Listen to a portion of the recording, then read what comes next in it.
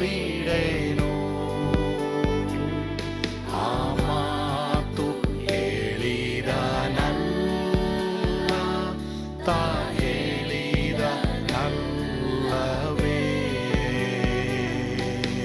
ನಾ ಕೈ ಬಿಡೇನು, ನಾ ಕೈ ಬಿಡೇನು. ಆ ಮಾತು ಹೇಳಿದನಲ್ಲ, ತಾ ಹೇಳಿದನಲ್ಲವೇ.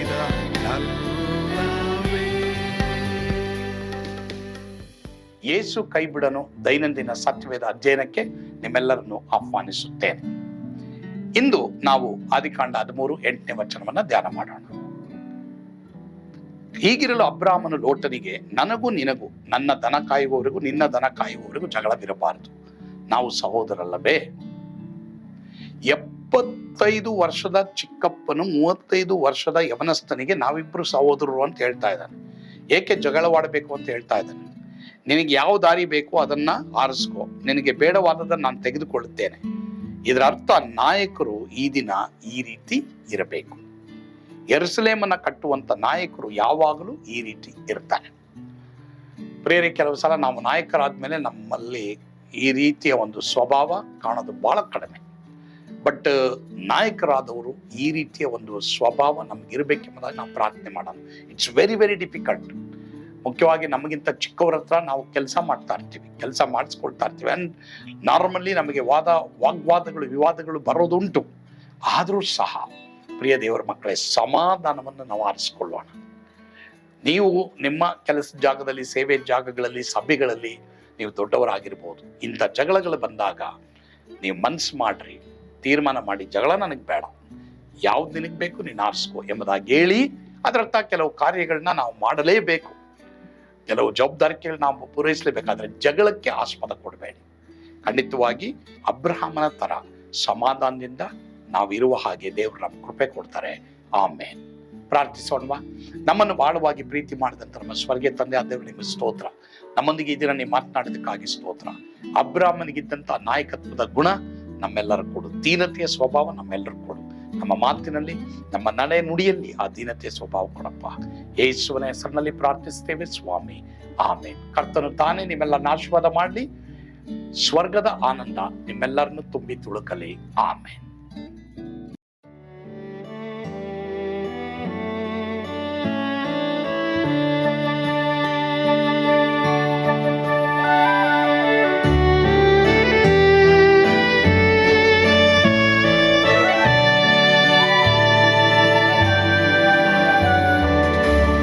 ಎಂಥ ಅದ್ಭುತವಾದ ದಿನ, ನಾನೆಂದಿಗೂ ಮರೆಯೇನು. ಪಾಪಂಧಕಾರದೊಳ್ ಅಲೆದೇನ, ರಕ್ಷಕನ ಕಂಡೇನು. ಕೋಮಲ ಕರುಣೆಯುಳ್ಳ ಯೇಸು ಎನ್ ಕೊರತೆ ನೀಗಿದ. ಕತ್ತಲೆ ಹೋಯಿತು, ಜ್ಯೋತಿಯು ಮೂಡಿತು, ನಾನೀಗ ಧನ್ಯನಾದೆ. ಸ್ವರ್ಗದ ನಂದ ಎನ್ನಾತ್ಮ ತುಂಬಿತು,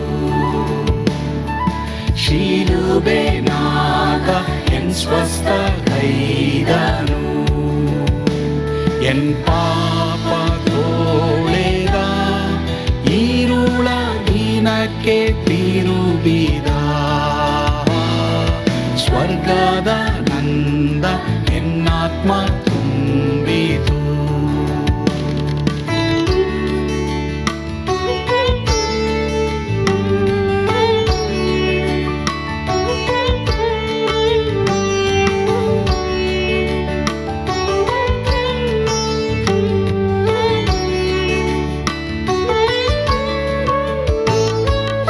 ಆತ್ಮನ ನೂತನ ಜನ್ಮದಿಂದ ದೇವಪುತ್ರನಾದೇನು.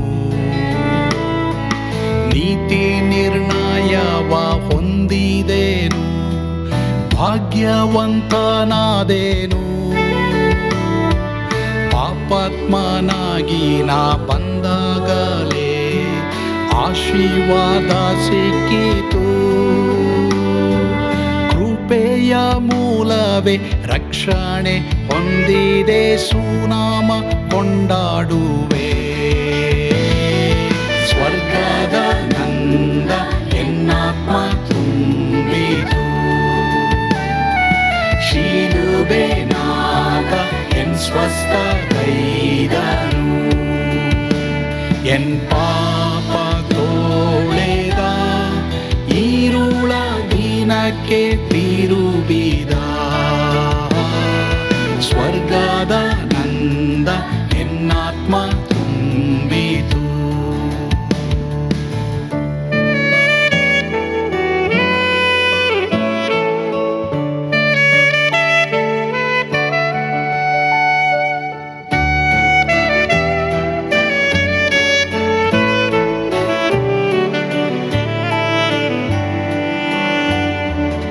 ಅನಂತ ನಿರೀಕ್ಷೆ ಏನಾಗಿದೆ, ಕಾಲವು ತೀರಲಾಗಿ. ಸ್ವರ್ಗದ ಭವ್ಯ ಬಿಡಾರದಲ್ಲಿ ನಿತ್ಯವಾಗಿ ಇರುವೆ. ಶಿಲುಬೆ ನನಗೆ ಆಶ್ರಯವೇ, ನಂಬಿಕೆಗಾಧಾರವೇ. ನಿತ್ಯ ಐಶ್ವರ್ಯವ ದಿವ್ಯಾಶೀರ್ವಾದವ ಕರ್ತ ಇವನೇ ನಗೆ. ಸ್ವರ್ಗದ ನಂದ ಎನ್ನಾತ್ಮ ತುಂಬಿತು, ಶಿಲುಬೆನಾಗ ಎನ್ ಸ್ವಸ್ಥ ಕೈದನು. ಎನ್ ಪಾಪ ತೋಳೆದ ಈರುಳ ದಿನಕ್ಕೆ